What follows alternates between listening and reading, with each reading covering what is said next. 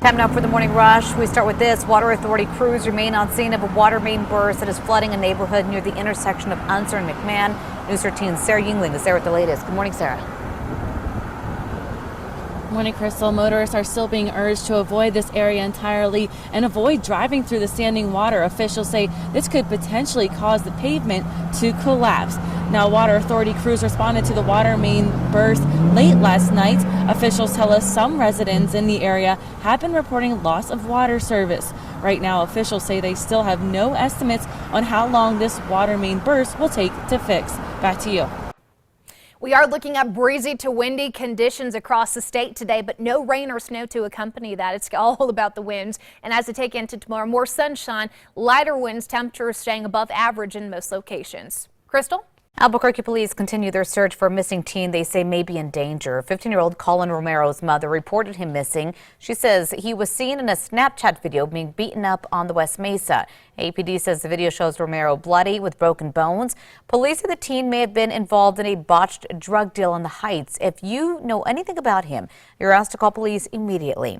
On to news. New at 6, the Republican who lost her bid for New Mexico's Congressional District 2 seat is not ruling out, quote, further legal action to contest the results. State Representative Yvette Terrell announced on Facebook that her team is examining copies of absentee ballots and other documents.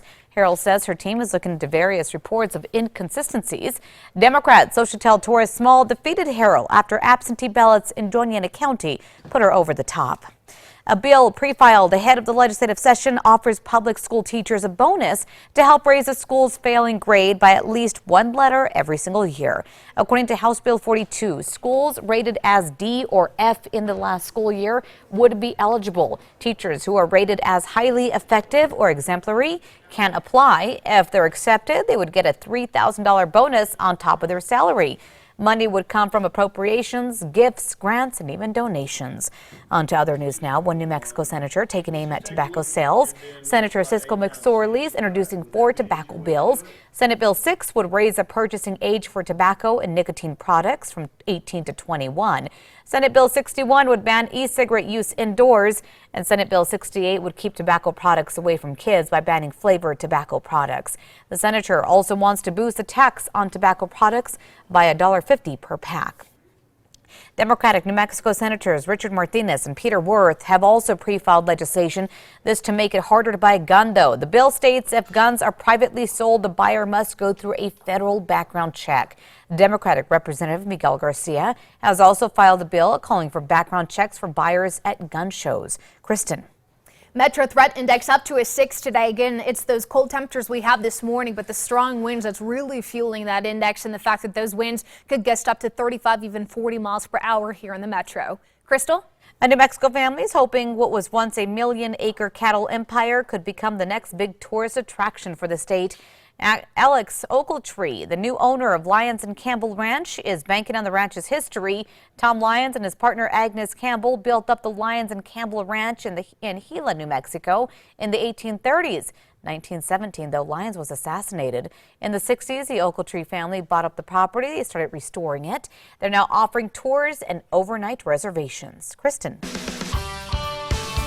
Time now for a check on that morning commute. Nothing major out there when it comes to crashes or accidents. I-25 and I-40 both moving smoothly. We also have eyes on the Big I. Everything looks to be moving all right. And of course, we'll keep eyes on this for you throughout the day. On to news. New at 6, the nation's largest grocery chain is making its way into the driverless delivery market. Kroger used a self-driving car yesterday to deliver items to an Arizona home. The initial service will deliver groceries in the Scottsdale area within about a mile of a Kroger-owned supermarket. We're taking you back 7 years ago on this day in 2011. We had blizzard conditions impacting northeastern New Mexico, dropped 1 to 2 feet of snow in Union County. The snow drifts were 8 to 10 feet high thanks to some 60-mile-per-hour winds, and that definitely left some travelers stranded out there. So that was 7 years ago on this day. Whew. Not nope. All right, time for 5X. We start with number 5. A New Mexico family is hoping that what once was a million-acre cattle empire could become the next big tourist attraction here in the state. The Limes and Campbell Ranch was booming in the 1830s, housing 75 cowboys, 100 working families, and 30,000 heads of cattle. After Limes was assassinated, it kind of became a ghost town. Now, the Ochiltree family is wanting to make it into a tourist attraction. Sounds like fun. Number 4 now, one New Mexico senator has taken aim at tobacco sales. Senator Cisco McSorley pre-filed 4 tobacco bills. One that he's co-sponsoring would raise the purchasing age for products like e-cigarettes, and even nicotine products to 21. The Albuquerque Democrat is also proposing Senate Bill 61, which would ban e-cigarettes use indoors, and Senate Bill 68, which aims to keep tobacco products away from kids by banning flavored tobacco products. At number 3, strong winds today. Temperatures, though, still in the 50s, mild across the state, but it is going to be cold because of those winds. No rain or snow to talk about within the work week. Cold front does move in for the weekend. Number 2 now, a teacher at a local daycare is out of jail this morning, awaiting his next day in court after deputies say he molested a 3-year-old girl while on the job. CYFD says it also suspended his background clearance, which means he will not be allowed to work with kids, at least at this time. According to a criminal complaint that happened at the Western Heights Learning Center near Coors and Sage, the girl told her older siblings that her teacher, Lyric Taylor Padilla, touched her.